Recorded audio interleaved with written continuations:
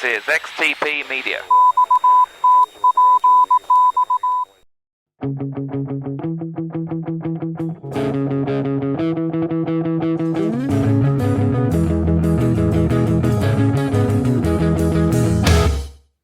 Welcome to the first episode of the Partnership Edge, the podcast that unlocks the secrets of successful partnerships in complex ecosystems.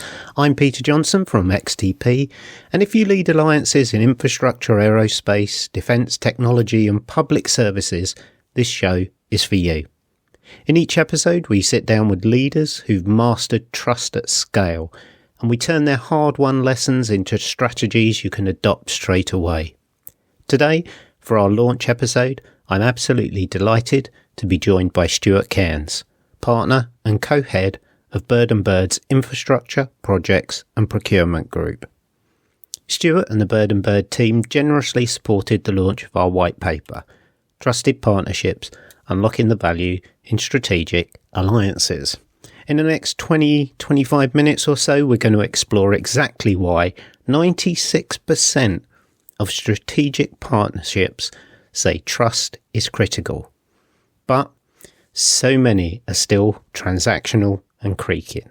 We'll dive into the trust clock, the 6 trust behaviours, the balance of fairness, the balance of power, and the practical 3-point trust manifesto that turns ordinary contracts into extraordinary alliances.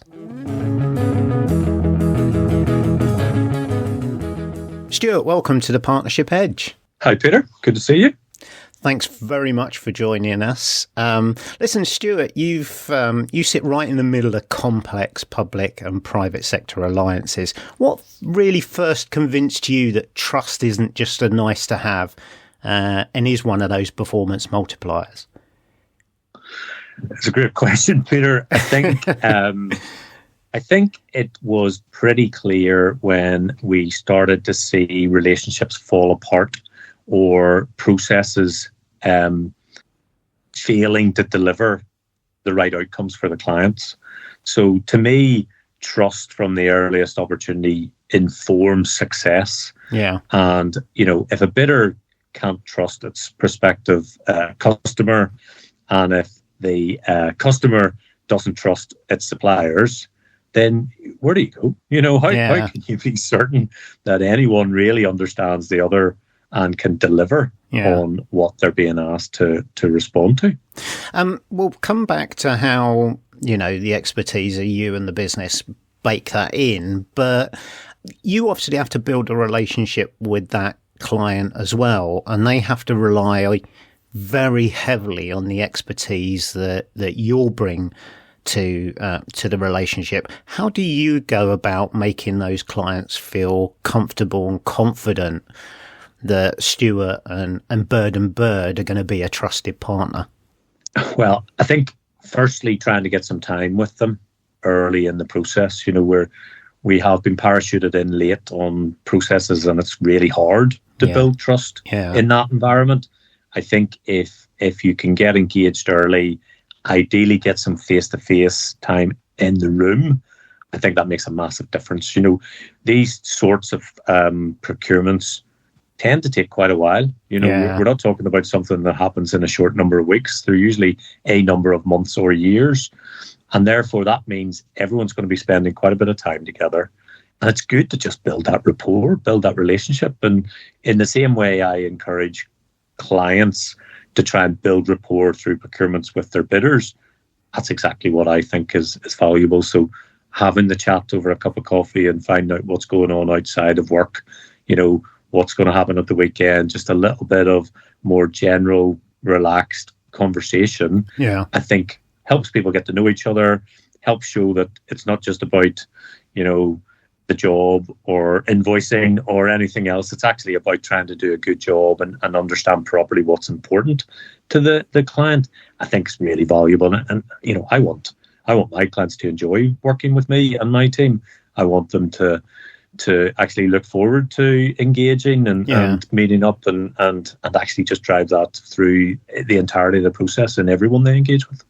And when we were, by we, I know you were quite close to me when I was doing a lot of the research for the white paper. One of the things that came out in that relationship development phase was the use of technology and, of course, AI and how that affects things. One of the key messages we found in the LinkedIn report was that although AI is an enabler to help harvest large amounts of data, it was the expertise that started the process of building the trust.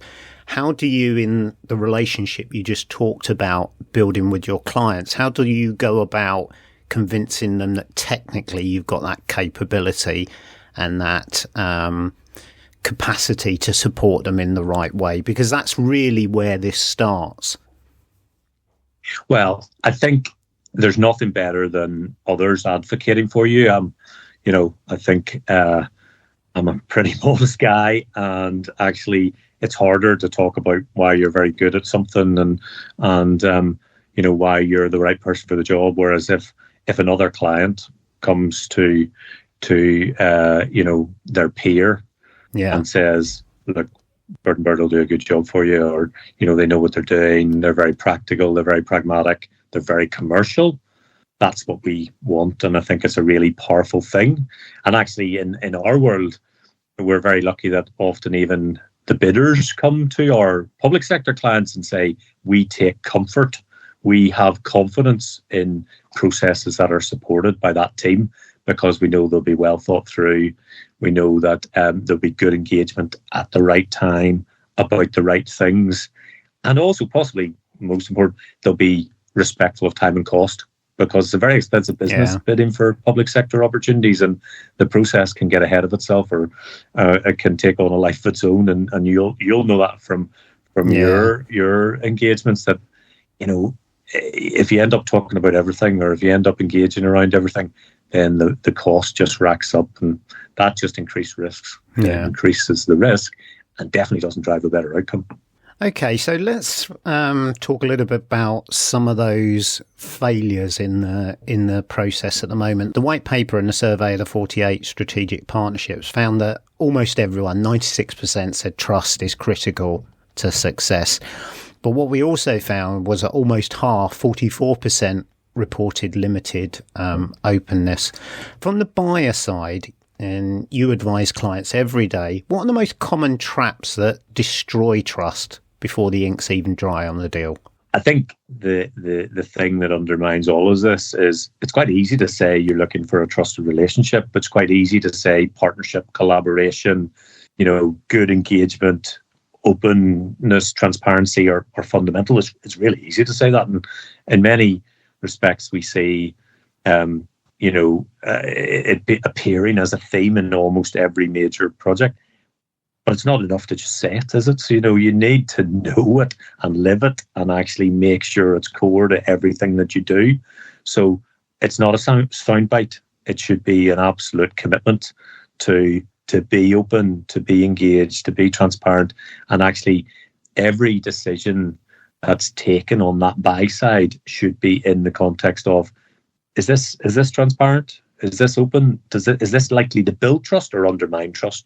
Because if you say one thing and do another, that's when the trust goes, isn't it? If the process is meant to be really open and looking for a collaborative partner, and then either the procurement methodology or the form of contract or even the technical specification, obviously less our world, but if any of those fly in the face of it, then how can there be trust? You need them all to embrace it, support it, and actually enable the partner to actually behave in a partnership way. Now, you talked about building relationships for yourself, and of course there's a key aspect of the white paper is this trust clock, and the organisational trust doesn't start to build for 2 to 3 years in some instances. Not my research, the experts at Strathclyde University helped me out with that. It feels sort of right.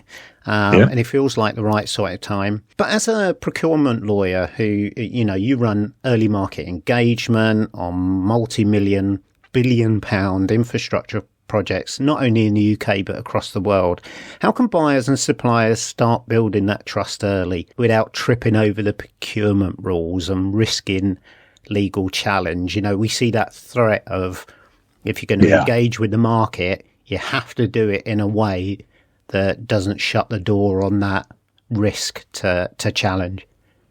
Yeah.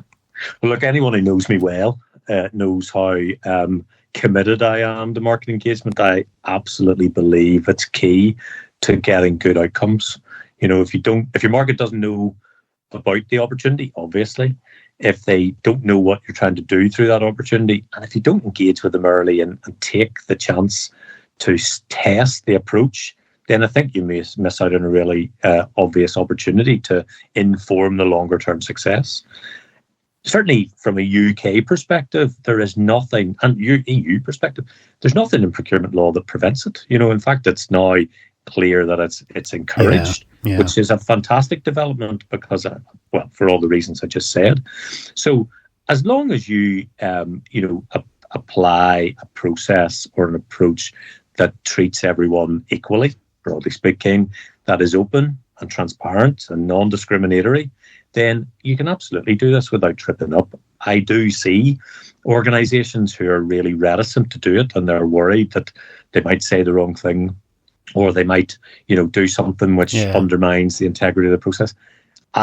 If I'm faced with that situation, I just invite them to relax a bit, make the most of the opportunity, try and be as fair and as even-handed to everyone as they can, and certainly in my experience, doing this for 25 years now, organisations in the private sector are not looking to trip the public sector up. They're not looking to try and find reasons to criticise. And I can't remember many occasions where the private sector has said, "Oh, we don't want to engage with our customers," or "That's a waste of time or effort." I think 9 times out of 10, if not 99 times out of 100, they'll say, "This is great. We want a client who'll listen to us. We want a client who's willing to just devote the sort of attention to us that we're willing to devote to them to try and win this opportunity." And I just always encourage it. And I can't remember the last project where we didn't do any market engagement. Okay. A couple of questions spring to mind there, Stuart. The first one is there any sector specific difficulties? When we were having a chat over the launch and talking to Jeremy Hollard about the defence sector, challenges there can be quite intense and significant because of the size of the contracts. Are there any sectors where litigation and challenge is more frequent than others, or is it more down to get that process right? I'd say there's definitely sectors which are more likely to have challenges arising. I, so far as I can see, it's never to do with the nature or extent of the pre-market engagement, and more to do with the market itself. So, for example, if there aren't many bidders, or if there's too many bidders, both of those things can be problematic. If there aren't enough contracts coming to market, or if there's too many, again. So, to answer your question, I think if you get the process right, then you give yourself the best chance to avoid challenge. If you build trust, in my experience, bidders don't tend to challenge when they trust the organisation that's been running a process. It tends to be a build-up of things that, a perception that they were never going to be able to win something, or that they've been treated unfairly. So that trust is a very valuable thing in terms of mitigating risk as well. So, it's no surprise a couple of years ago I sat on the other side of the table from a process that you folks were running. And one of the things that struck me is never closing the door to coming back to us. As a client, having that opportunity, we were quite, as a private sector bidder, we were quite nervous of, well, why would they leave the door open? Should we, shouldn't we? But it was unique. And what it meant is it built confidence to us that there was never a time when we couldn't approach you or the client directly and say, look, I've discovered this, or have you thought of that? Now, to my knowledge, most of the contractors didn't use that, which is a shame, really, because it's a great opportunity to continue to build your credentials. But what are the technical areas of how you have to close a door or not? Because it just felt very open to me right the way up until the notice came out, and then in reality the door closed. But before that, what are the technical challenges that you have as an advisor to keeping that door open? Well, I think you're right. It sort of closes at the formal commencement of the process for obvious reasons. But I think up until then, provided you make those opportunities available to all, provided you have a good audit of what's going on and when and why, and provided the quality and nature of the information that's being shared is consistent, so you're not giving anyone an unfair advantage, then I personally think that it is good practice to engage extensively with your marketplace in whatever way makes sense. There in the sector we're talking about there, which we should say is highways. There are a lot of opportunities coming out. So sometimes we say that it's a highly competitive market, and that means there are too many bidders and not enough clients. I think in that marketplace, there's actually a lot of clients and possibly not enough bidders. So, our approach is to say to our clients, you want to stand out in this marketplace. You need to accept that there are a number of opportunities likely to come out within a period of time that a good bidder will be looking at and try and decide which of these will I focus my attention on. And therefore, I think it is good to sort of demonstrate that you are a client of choice, that you are the client that deserves to get the best bidders, or possibly even the best people within the best bidders. Because, often there are bidders, but whether it's the focus of the bidders organisation or not, sometimes only plays out midway through a procurement. So to get the interest of those right organisations and to show them the respect I think they deserve when you ask them to spend hundreds of thousands of pounds trying to run an opportunity, I think the right thing to do is to give them good engagement around good information to allow them to make the right decision, which is ultimately to respond to the formal notice and try with all they can to give the very best bid for the project. Yeah. Interesting. It did pan out that way. And, as is known, I was unsuccessful with my organisation, but I always felt the answer was fair as a result. Yeah. There was never a reason not to feel other than disappointed in ourselves for our inability to satisfy the bid, that the process hadn't taken care of fairness. And that's exactly it. And, we sit on the other side quite a bit as well, where we support bidders. And it is hugely frustrating when you ask a question, either pre-procurement or actually more importantly within a procurement, and you don't get an answer to it. And there's no good reason. It's like, something really, and you're not even asking it. Of course, you can ask questions just for yourself or for the market generally. But if you ask a question and say, look, we think bidders would benefit by understanding better what you mean by this, and you don't get an answer. Yeah. Like, that's just a barrier to better proposals, and that's frustrating. Our view almost always is, if a good question comes in or a reasonable question comes in, we'll give a good answer to it because it's going to help bidders give better responses. Yeah, interesting. Let's go on to getting the most out of the contracts and the advice you give to clients. I came up with the 6 trust behaviours, as it were. The sorts of things we expect, but we also came up with some terms which really distilled my focus through listening to the group of lawyers you had at the event last year. 40 or 50 lawyers in the room giving advice to people like me on the do's and don'ts. And I came up with the balance of fairness in the relationship, making sure risk is in the right place, and that it isn't unfairly governed.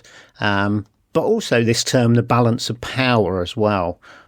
Clients use contracts often to beat the contractor up, but then the contractor in return can often use the contract to create claims. And that great story of the pile of stones, the American litigation lawyer used in that presentation, where one claim is a stone, it's okay, you can pick it up, you can deal with it, you can move it from A to B. But when you've got a pile of stones, in effect, you're recognising you've got a big problem. and that's when you call in people like him in, and that's when the end of the partnership and all the trust breaks down. See, but you've advised on everything from highways, utilities to airports, have to come back to that sometime, transport products and projects. Can you talk us through a deal where deliberately baking in those sorts of behaviours delivered the sorts of results that we talk about in the white paper? Yeah, look, I like to think that nearly all those projects that we worked on, we try and drive to a point where the process allows the client to make a really good decision. And what I mean by that is, value for money, obviously, but also a good technical solution that demonstrates a really good understanding of what the client wants, both in terms of core service, but also the other things that are important around, things like sustainability, collaboration, partnership, all the rest. So, one of the airports projects that we worked on, it was core. It was really important that the bidder understood that the client wanted a genuine partnership. This was likely to be a 20 to 30 year deal. Therefore, relationships were key. The quality of the core team was absolutely fundamental. But also, it was also equally important that the sub-consultants that would inevitably support that core team had to be really good. Yeah. And the client was interested to know that those sub-consultants were from the local area or were contributing to the legacy of this very big investment. So we talk a lot about golden threads, Peter. The golden thread is not necessarily just getting a good core service or a good solution. It's actually all those other things, that are important. And that thread needs to be thought about really easily. It needs to weave through every decision of the process, but it also needs to find its way into the contract because, and you know this from your world, that you can write a bid, and it can promise the world, but if it doesn't find its way into the contract, and actually if that contract's not managed, and the successful contractor isn't asked to deliver on those things, then where's the value in that? Yeah. So all those things need to be picked up, and I see this as sort of a puzzle that needs put together. You need the right intent and the right understanding from the client. You need good documentation that supports that intent, whether that be procurement documentation or contractual documentation, and then you need the right attitude when the contract's in place. And there's no benefit to me, I think, in putting in place a contract that doesn't put risk with the right partner. Yeah. To take up, it was Dennis Circus, I think, was probably the American lawyer who came up with that Stones analogy. Yeah, it sounds just like him, but that's right. What benefit is there if you get a cheap price, but you spend every day fighting over what is and is not in scope? So we run in parallel with the procurement process. We run an exercise that allows bidders to look at the contract, comment on it, and we try to get to a point where it's pretty much an agreed document on largely the same basis across all bidders. Then everyone prices the same thing. Yeah. Everyone prepares their final technical solution on the same basis, and bidders can be confident that the customer is comparing like for like, and hopefully the customer can be confident that all bidders are giving them a really good proposal that covers everything that's needed, and that actually once in contract, they won't spend their time fighting with them. They'll be more instead looking at the fantastic outcomes and outputs that have emerged through the contract, because the risk sits in the right place and the level of understanding is really strong between everyone. It's sometimes it feels so true to be as open and honest about things like that, but sometimes contracts and processes swallow and destroy some of that. But listen, let's start to wrap things up. You very kindly signed my partnership charter, so I'm beholden to working with you in that way. We talk about consistency, transparency, and fair accountability. Just wrapping up, Stuart, for the leaders listening who want that partnership edge today, what one or two actions would you urge them to take in the coming month or two? Whether they're a buyer or a supplier, to start turning ordinary contracts into extraordinary alliances. Okay, that is a great question to finish on. I think you need to look at it in two ways. One is existing arrangements. What can you do with the contracts you already have in place, the relationships you already have? That's obviously a little bit harder because you've already, committed to a form of agreement, which may be difficult to step back from. But I don't think it's completely impossible. And even just a change of behaviour and a focus on better communication and good engagement around how the project or the contract can be delivered better will see a change, I think. And, again, I don't think many suppliers would be against that sort of thing. Who wants to fight with their customers? I can't believe anyone wants to do that. In terms of new opportunities, I think it's about giving yourself the time to think about this. Often you end up in probably a suboptimal arrangement because you haven't given yourself enough time to think at the outset about what's important to me. Yeah. What sort of partner am I looking for? How can I encourage them and support them in behaving better? And all the things we've talked about, Peter, in the last few minutes around better documentation, a fair contract, good engagement will inform that. So that the thing I would say to anyone looking to something new is give yourself time to think about it. Really be clear with yourself and your teams as to what's important and make it core to everything you do from there on in, whether that is communication or whether it is transparency or whether it is fairness or ideally all of those things. Then make a plan for that and embed it in your decisions from the outset. And I think you'll get a better outcome. Stuart, that's really, really insightful. Thanks so much for sharing your expertise and some of those real world examples. Just before I let you go, where can we find you and Bird & Bird online? Online, twobirds.com. Yep. So that's our website. We're, an office in London and then 33 others, depending on where the listeners are, in 24 countries around the world. So, yeah, we're heavily engaged in the UK and far beyond. And you travel a lot, and I think that's brings into play the expertise you bring, not only from some of the sectors we deal with in the UK, but from around the world. Just to finally wrap up, Stuart, is there anything exciting going on in and around the Bird & Bird world at the moment, internationally? I know you've always got your fingers in a pie somewhere that surprises me. There's loads going on. It just depends. It's a big place, 3,500 people. We're really heavily engaged in the sports sector, doing some amazing work for some of the biggest names in sport. On the infrastructure side, we're heavily engaged in the Middle East, in Australia, Southeast Asia, Africa. Energy is a big focus for us. So renewables, a lot of projects in that area, particularly around emerging technologies and emerging solutions. And, nothing really, or less to do with me probably. Technology is one of the core sectors for us. And, things like blockchain, data, AI, robotics, there's always something going on within the firm in respect of those things. So, and loads of detail about that on our website. Well, Stuart, thanks so much for joining me today. Really appreciate your time. No, thank you, Peter.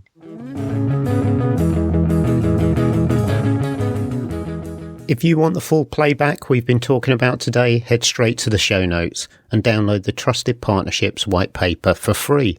It's packed with survey data, the trust clock, the 6 trust behaviours and case studies from Wales, London Transport, Adshel, DIO and many more. Plus the Trusted Partnership Charter. You can start using this straight away. If you're a leader who wants the partnership edge, share this episode with a colleague who's stuck in a transactional and creaking alliance. You'll thank us later. And if you need help in bringing your partnership to work to deliver the outcomes others are achieving, reach out to me. Our details are in the show notes.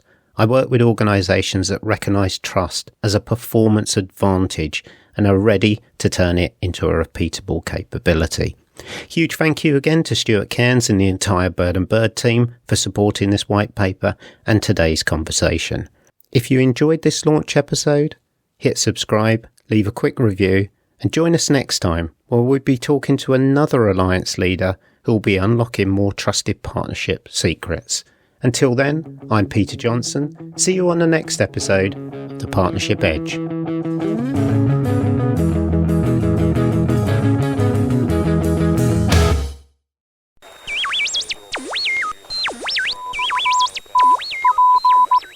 XTP Media.